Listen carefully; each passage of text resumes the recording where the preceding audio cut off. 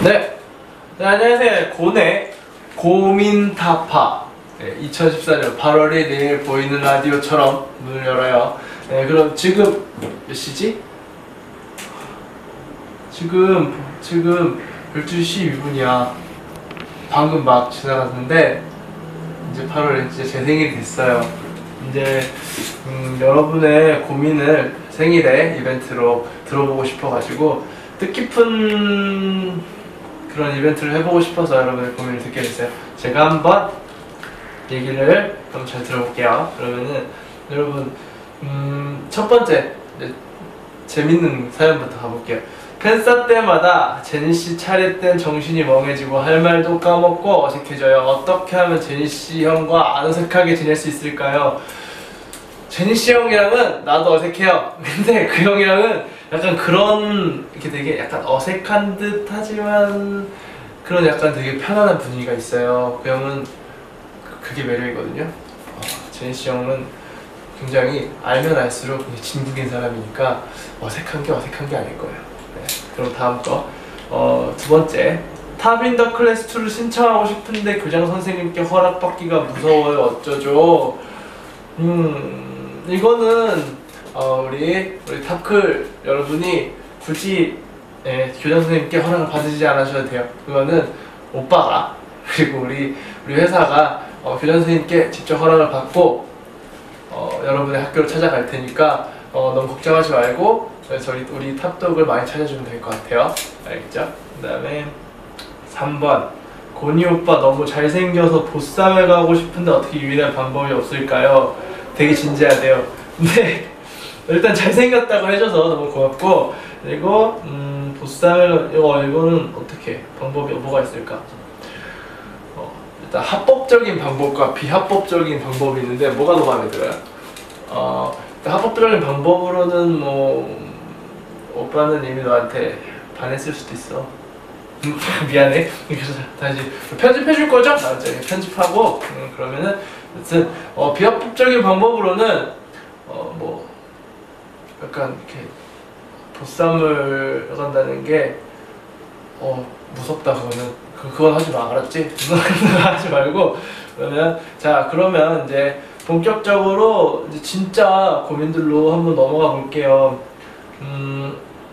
생각보다 꿈에 대한 얘기들을 굉장히 많이 해줬더라고 친구들이. 되게 3분의 2 정도 되는 내용이 적성, 진로 뭐 이런 얘기들이 굉장히 많더라고.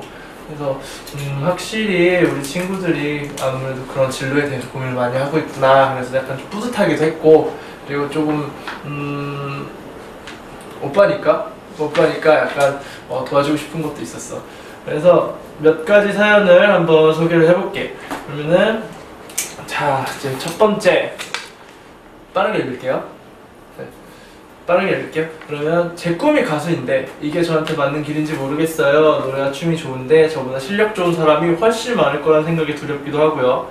다른 사람들에게 제 꿈이 가수라고 말한 적이 없어요. 괜히 비웃음 당할 것 같고 그래서 남들 시선이 무섭더라고요.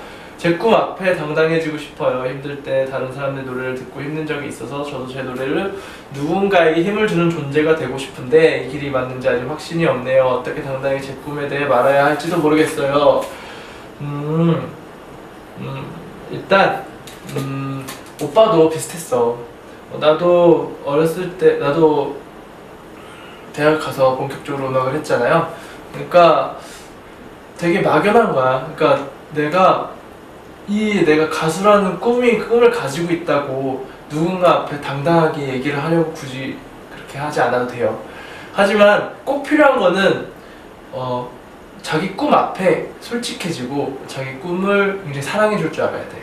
나는 어땠었냐면 오빠 같은 경우는 누구 앞에 내가 가수가 꿈이야 라고 그렇게 떠벌리지 않았어. 굳이 그렇게 내가 가수가 꿈이야 라고 그렇게 말을 하고 다닐 필요는 없어요. 그게 당당한 게 아니야. 누구한테 꿈이 뭐야? 라고 물었을 때 가수야 라고 얘기할 수 있는 용기보다는 글쎄요 잘 모르겠어요 라고 말을 하지만 아니야 내 꿈은 가수야 라고 내 스스로 굳게 믿고 있고 내 꿈을 굉장히 그렇게 예쁘게 닦아주고 많이 아껴줘야 돼. 거기서부터 시작. 나는 그렇게 하게 되면 꿈을 놓지 않을 수 있거든. 오빠는 그렇게 했어. 그렇게 해서 꼭 꿈을 놓지 않기를 바랄게요. 그리고 두 번째 사연. 두 번째 사연은 외국 분이 보내주셨나봐요. 근데 정말 여러분들이 많이들 이렇게 어렸을 때 꿈에 대해서 고민을 하는 건 정말 전 세계의 친구들이 다 하는 고민일 거니까 너무 걱정 안 해줘도 될 것 같아요. Hello, I have a dream job of their own, but now I cannot see the goal in the future. What do I want to, and it is not know. What should I do? 이렇게 얘기를 해주셨는데, 그죠? 미래가 안 보이죠? 깜깜하고요. 다 그래요, 정말. 그거는 근데 그 미래가 안 보이고 내 꿈이 뭔지 모르겠고 당장 무엇을 해야 할지 모르겠는 건 여러분만 그런 건 아닐 거예요. 그거는 과거의 나도 그랬고 지금의 나도 그렇고 그리고 여러분의 지금도 그렇고 여러분의 부모님도 그러셨을 거예요. 그거는 너무 걱정하지 않으셔도 되고 조금만 더 천천히 생각하고 조금 주위를 잘 한번 살펴보세요. 내가 무엇을 좋아하는지, 내가 무엇을 해낼 수 있는지. 그러다 보면은 자기가 무엇을 해야 하고 내가 뭘 했을 때 가장 행복하고 알 수 있을 거예요. 네, 그럼 다른 사연으로 넘어가 볼게요. 자, 그러면 이번에는 저는 창의적인 일을 하는 사람이 되는 게 꿈이거든요. 최근 몇 년간 콘서트나 공연 등 보면서 자연스럽게 엔터나 공연 기획 쪽으로 진로를 두기 시작했어요. 그런데 친구들은 재능이 있다고 해주는데 부모님은 딱히 끼가 없다고 하세요. 성실함이 재능을 뛰어넘을 수 있을까요? 일단 친구들이 굉장히 재능이 있다고 해주네요. 재능이 있나봐요. 지금 여기서 해주고 싶은 말은 성실함이 재능을 뛰어넘을 수 있을까요? 라고 물어봤는데 분명히 있어요. 나는 진짜 재능은 어떤 자기 분야에 대해서 뛰어난 감각이나 뛰어난 센스보다는 얼만큼 그 노력을 오랫동안 유지하고 그 꿈에 대해서 잃지 않을 수 있느냐가 그런 능력을 가진 거를 오빠는 그게 재능이라고 생각을 하거든요. 말콤 글래드웰이라는 작가의 아웃라이어라는 그 저서를 보면은 거기 여러분도 들어보셨을 거예요. 1만 시간의 법칙이라는 게 있어요. 비틀즈나 혹은 빌 게이츠 뭐 이런 지금 여러분들이 알고 있는 사회에서 성공한 그런 어떤 천재 소리를 듣고 있는 그런 사람들은 모두 자기 분야에서 자기가 하고 있는 것에 대해서 1만 시간 이상의 노력을 기울였다고 해요. 그렇기 때문에 천재가 된 거죠. 그렇기 때문에 비범해진 거고. 그러니까 그 자기가 하고 싶어하는 그 곳에서 그 길에서 꾸준히 노력하세요.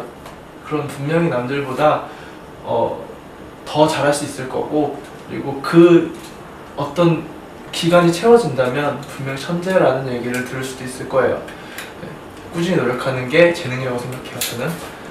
네, 그러면 다음 사연을 한번 읽어볼게요. 어릴 때부터 발레를 해왔었는데 사정 때문에 몇 년간 쉬게 되었어요. 감은 잃어버린 지 오래고 처음부터 시작하는 기분이에요. 다음 달부터 다시 시작하려는데 앞이 캄캄해요. 지금 다시 시작하기 늦었거든요. 제가 쉬는 동안 피나는 노력을 한 친구들을 보면 투정도 못 부리겠고 그저 불안해요. 취미로만 해야 하는 상황인데 어쩌죠? 공부라도 시작해야 할까요? 불안하죠? 그치, 많이 불안할 거예요. 내 경험을 조금만 얘기해 줄게요. 나도 이런 적이 있었어요. 나 같은 경우는 일단 음악을 하기 위해서 대학을 가야만 하는 그런 상황이 있었어. 그래서 음악을 너무 하고 싶은데 약 4년에서 5년 정도를 되게 보류한 음악에 대한 꿈을 보류하고 있었던 기간이 있었어요. 근데 그럴 때 이런 비슷한 감정을 느꼈었던 것 같아요. 다른 친구들이 나보다 왠지 앞서 나가는 것 같죠.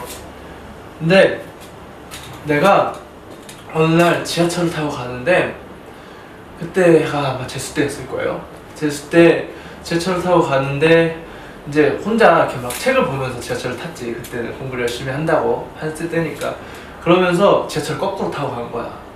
지하철을 거꾸로 약 한 5정거장, 6정거장을 넘어갔던 것 같아요. 그러니까 이제 집에까지 가는데 한 40분에서 50분을 돌아간 거지. 근데 그때 내가 너무 바보 같은 거예요. 너무 바보 같은 거야. 왜 내가 정거장을 거꾸로 탔을까?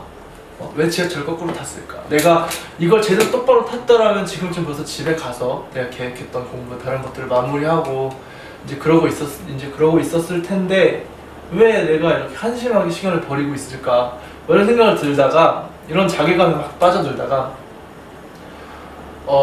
그냥 놨어. 그냥 모르겠다.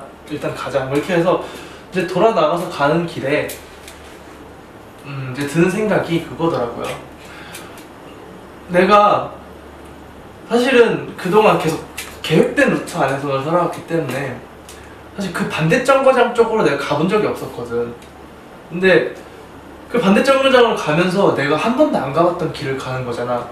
그러니까 이게 그때 뭔가 새롭게 느껴지더라고요. 내가 분명히 실수로 왔는데 실수로 뭔가 새로운 것들을 보고 이 시간에 이 정거장에 혹은 이곳에 이 공간에 있는 사람들의 모습을 이제 그냥 보게 되는구나.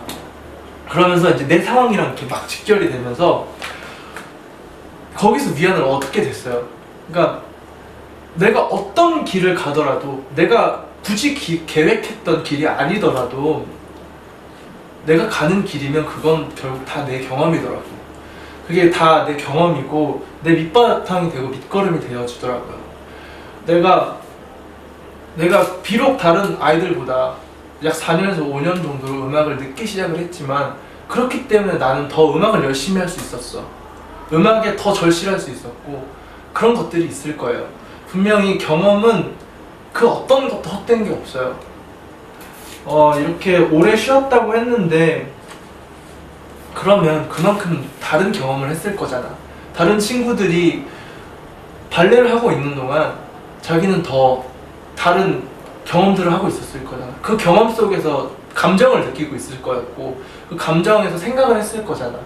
그게 분명히 자기 인생의 밑바탕이 될 거라고 난 믿어요. 나는 자기보다 몇 년을 더 많이 산 건 아니지만 나는 그랬거든. 그러니까 분명히 밑바탕이 돼줄 수 있을 거예요. 확신을 가지고 지금 발레를 조금 남들보다 늦게 시작했다 하더라도 굴하지 말고 열심히 해봐요. 정말 잘 될 수 있을 거예요. 꿈만 확실하게 가지고 가요. 알았죠? 그러면 이제 사연을 4개 정도 읽었고요. 사실은 사연을 전부 다 읽어봤어요. 200개가 좀 넘게 왔더라고요. 근데 많은 친구들이 꿈에 대해서 얘기를 해줬어요. 근데 내가 봤을 때 많은 것들이 실패를 인해 두려워하시는 분들이 많더라고요. 뭐 너무 늦지 않았을까요? 뭐 이런 것들 고등학교, 중학교 때 굉장히 많이 할 수 있는 고민들일 거예요. 나도 그랬거든. 근데 분명한 거는 한 가지, 모든 친구들 그런 꿈에 대해서 나한테 질문을 던져줬던 친구들한테 꼭 해주고 싶은 한마디는 뭔가 어떤 실패나 성공을 하나의 결과물이라고 생각을 하지 마세요. 실패나 성공은 어떤 한 시점일 거예요. 그 쭉 가는, 그러니까 뭐 지금까지 내가 왔던 거에서는 뭐 중학교에서 고등학교를 지나 고등학교에서 대학교를 가는, 대학교에서 어떤 일련의 직업을 선택하는 과정 중에서 하나의 실패와 성공은 하나의 시점이고 과정일 뿐이에요. 그 시점과 그 과정에서 그 실패를 한다고 모든 게 끝난 것도 아니고 성공을 한다고 모든 걸 이룬 것도 아닐 거예요. 그러니까 실패를 한다고 해서 너무 좌절하지 말고 실패할 걸 두려워해서 시도도 못 해보는 그런 바보는 되지 않길 바랄게요. 꿈 얘기는 그쯤으로 마치고요. 그리고 뭐 꼭 해주고 싶은 게 있는 되게 귀여운 것들이 있었어요. 제가 오빠들에게 진짜 힘이 되는 팬인지 모르겠어요. 항상 미안한 마음 가지고 있으니 조금 힘든 것 같아요. 열심히 응원할게요. 진짜 사랑해요. 나도 사랑해요. 진짜 힘이 많이 돼요. 진짜 얼만큼 힘이 많이 되는지 모를 거예요. 정말 탑 클래스 있으니까 지금 이렇게 버텨가면서 가수 음악 활동하고 있는 거니까 더 많이 힘이 되줘요. 알았죠? 그리고 제가 지금 공부가 시급한데 그보다 탑독에 더 비중을 두고 있거든요.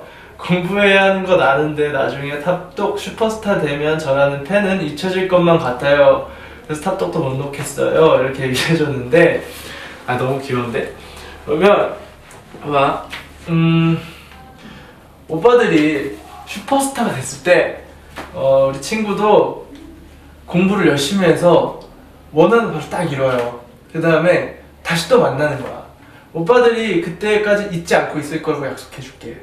그러면은 우리 친구도 성장하고 탑독도 성장해서 그래서 더 멋있는 서로가 돼서 만나면 그게 더 멋있잖아요. 그죠?